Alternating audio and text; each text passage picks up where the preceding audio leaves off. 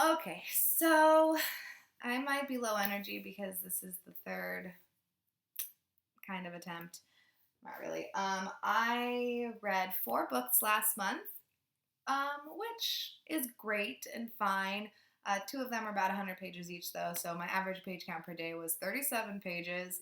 I think my US and British authors is now at 70%, so it keeps going up. And my average book length is 266, which is also pretty low.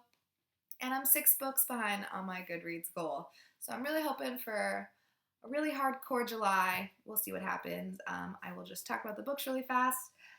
So the first thing that I finished halfway through the month, maybe even like on the 18th of the month, was The Rental Heart and Other Fairy Tales by Kirsty Logan. This was interesting. It is a short story collection, obviously, and most of them are kind of like fairy tale-esque. I don't really know what qualifies something as being like a fairy tale, so I don't really feel like I have the authority to speak on that. They are all extremely, extremely short. I don't really remember them. Looking over the titles of the stories, I am getting, recollection of most of them, not all of them. The ones that I'm getting recollections of. I thought the writing was absolutely gorgeous. I was a little disappointed. I was expecting to really, really be enamored with this. Based on how everyone was talking about it like a year ago or something. So 3 out of 5 stars. My favorite story was Sleeping Beauty. That one really, I think, definitely maybe cried. It was really heartbreaking. I also really, really liked the title story, The Rental Heart Underskirts. I thought was really brilliant. And Coin Operated Boys I really liked as well. Mama Grows a Diamond was kind of messed up also.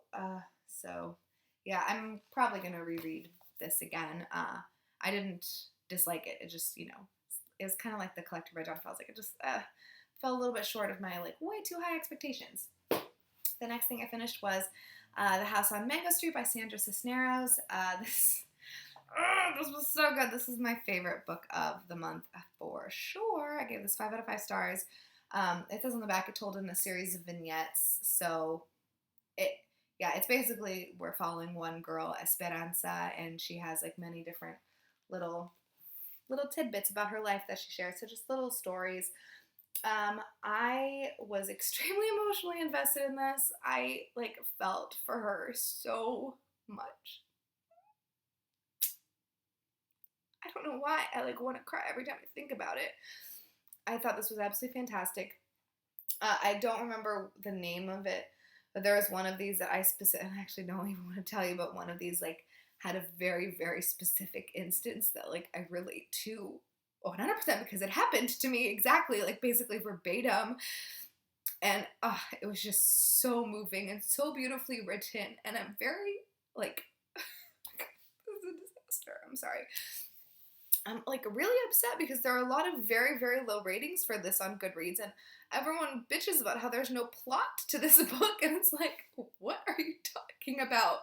It's about her life. It's got everything that happens to her. I mean, not everything, obviously, and I know this is a fictional person, but it just has so many things that are so true to life. I just don't know why I'm crying right now. I'm sorry. I loved it so much.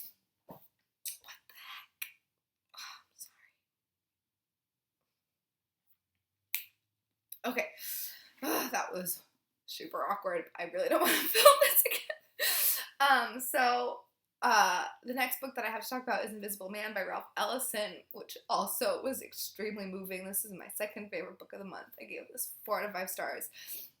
I was going to do an individual book talk about this, and that's what I just did, but I was like, I'm not going to post this. It was 15 minutes long, and I just don't think that I'm intelligent enough to talk about it. But we're following a young black man from the South who is going to an all-black college, and through a series of just total horrible people in his life, he ends up getting kicked out of the school and going to New York and working, and then becomes kind of entangled in this communist ring of people. And oh gosh, it's this book is heavy. It's so, so, so heavy. And there's so much happening in it. And I really think that everyone should, this is another book that I think that, like, people should just read, because, like, I mean, we read for, I mean, I guess I shouldn't say why other people read. I read for experiences. I want to know what other people feel and experience and, go through. And there's just certain experiences that I'm literally never going to have. Like, I just am not going to have certain experiences. And, that's just how it is. And so I really like to know what it's like to come from some other kind of perspective so that I can understand better other human beings.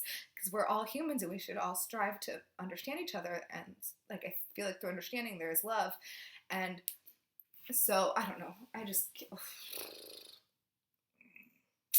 It's very, very difficult. I feel like the main thing that I want to say is that you really, really, really go on a journey with our main character, our protagonist, our invisible man. You see him when he is this young, impressionable man who, like, thinks that where he is in life is acceptable and is good and is great, even though he's really being, like, pushed down and, like, not forced into something specifically, but based on, like, societal pressures and societal norms, he is in his place. He is, like, he was born in a specific place, and that's where he's gonna stay, because the people that are around him tell him that's, like, what he can strive for, is, like, one specific thing. And then I feel like, thankfully, gets kicked out of school. Like, to him, it's, like, horrible, because that's where he belongs, but it opens up more terrible things for him to experience. But I feel like the journey that he goes on, and, like, the way that he loses his innocence, kind of, and, like, sees the world for what it is, makes him a very strong person in the end. And I just think this is absolutely fantastic. I feel like not everyone would want to read this or find it enjoyable, but I really recommend it. It has a lot going for it, and yeah, I just think that you should read it. It's really, really good, and it's very, like, easy to get through. There's a lot of dialogue, a lot of stuff is happening, so for people who, like, need good plot, there's a lot of plot happening, a lot of stuff is happening, but there's, like, so much more that's, like, so much deeper that I really don't feel like I can discuss properly without, like, totally ruining it. So I would love to take a course about this book, like, really bad, really, really bad. I need to read everything by Ralph Ellison at this point, is basically how I'm feeling.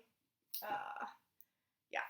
And the last thing that I read was for my, I'm sweating, online book club with Michael from Knowledge Lost and Hannah from Craving Books and some other people. Excuse me. And we read Ecstasy by Irvin Welsh. Irvin Welsh is the author of Trainspotting. If you've seen that movie with Ian McGregor, then you kind of maybe have a vague idea of his style. Also, I love this cover because it has like the front and back. I don't know why I love that. But this is what does it say? It's three delightful tales of love and its ups and downs, the ever surprising, okay, just kidding. It's a, whatever, chemical romance. Everyone's on ecstasy, kind of, for the most part. There are 3 different stories. My feelings are, the first one is extremely sick and twisted and hilarious. The second one kind of makes me depressed and want to throw up a little bit. And the third one is really sweet and adorable. So I don't really want to tell you too much. They're all kind of love stories, I guess. The first one, I would not recommend this for people who have problems with odd sex practices. The first one definitely has necrophilia. I know it said it was funny, and not that it made me throw up, that it was funny, because it is funny. Not that necrophilia is funny, but for some reason the way that he had it, I don't know how to describe it without ruining it, but it starts off much worse and it ends funny because people kind of like get what's coming to them, if you know what I'm saying. Not that I think that, I don't even know why I keep talking. I'm about to say even dumber shit to cover up for the other dumb shit that I said. Excuse my language. But the second one is like a young woman her mother is given all these medications, and So the daughter is born deformed, and she goes on a rampage trying to revenge the people who created the drug and, manufactured it and tried to push it on people. And the last one, it's like a young housewife is extremely upset with her husband because he's not letting her grow as a person, basically, and she doesn't really love him, and so she kind of breaks free. So yeah, the last one I thought was very sweet. The first one, sickly enough, I thought was the best, though. It really made me laugh a lot. There is a lot of dialect in this book, and I've never really read dialect from Britain. I think that it's like most of it's supposed to be kind of Cockney, and they talk a lot about, there's a lot of weird slang in here that I don't understand, a lot of bad words, but yeah, the laddie's been signed in. It's a bona fide, we're no dayin herm, like I says, nay herm done. It's just, I just don't have this accent, so it's like awkward for me to read it because I don't know what's happening. I had to like literally read it very slowly in my brain to understand what's happening. So that was kind of a more difficult part of this reading experience for me.